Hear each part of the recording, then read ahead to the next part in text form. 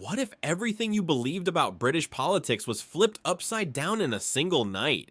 Picture this. A fortress that stood for generations crumbling, not with a bang, but with a shiver.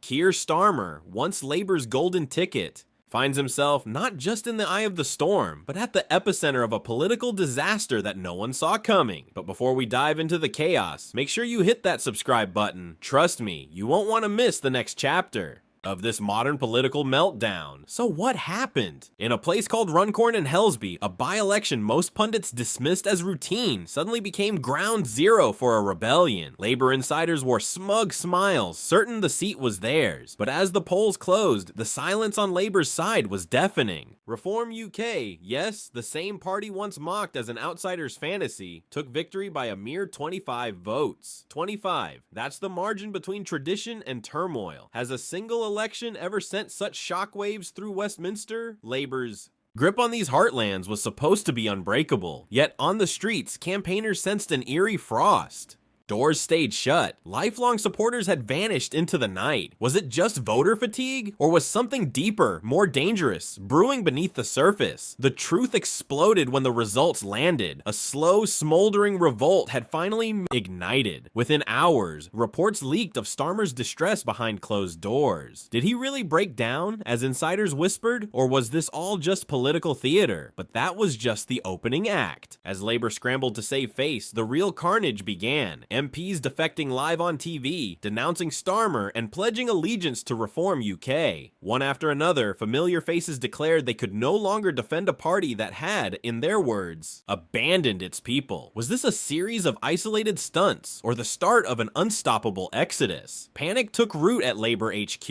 Advisors issued frantic statements, but each word seemed to deepen the crisis. Emergency meetings ran late into the night, memos leaked, and the story blazed across every screen. Reform UK wasn't just a fringe anymore. They had stormed Labour's last castle. Imagine the optics. Farage, grinning, flanked by MPs who had served Labour for decades. How did Labour lose not just votes, but its very identity? But wait, was this collapse sudden, or had it been coming for years? Disillusionment among Labour's base had been simmering. Working class families watched. Costs soar and wages stagnate while Labour leaders spoke in distant, sanitized tones.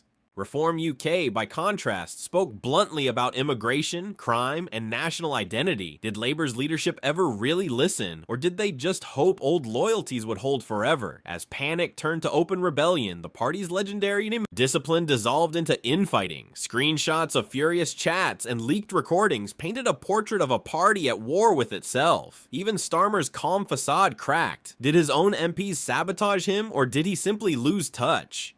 The defections became a stampede, each with more damning accusations than the last. Labour isn't Labour anymore, one MP sobbed. It's just another Westminster club. Are we watching the death of a political giant, or the birth of something entirely new? Meanwhile, Reform UK's momentum became unstoppable. Donations and membership soared, Labour's poll numbers free fell, even trade unions began to waver. If our own MPs are leaving, voters asked, why should we stay? Could Labour's mighty machine be reduced to rubble in a matter of weeks? Behind the scenes, Starmer's inner circle fractured. Senior strategists walked out quietly, others plotted succession. Rumors swirled of a shadow cabinet member in secret talks with Reform UK. As the headlines screamed collapse, the question became inescapable. Could Labour survive, or was this the end of an era? In the heartlands, the verdict was clear. Traditional supporters tore up old banners, embracing Reform UK as the only voice left that spoke for them. Enough of the lies, enough of the neglect, said one lifelong Labour voter. The silence from Labour's HQ was deafening. Offices shuttered, donors vanished. Even the union splintered. And just when it seemed Starmer's fall couldn't get worse, a national poll confirmed the nightmare. Reform UK had overtaken Labour. Not a one-off, but a new reality. Would Labour ever recover, or is this Britain's most dramatic political extinction in living memory? If you're hungry to see what happens next, smash that subscribe button. The story isn't over, and you won't want to miss what comes after the collapse.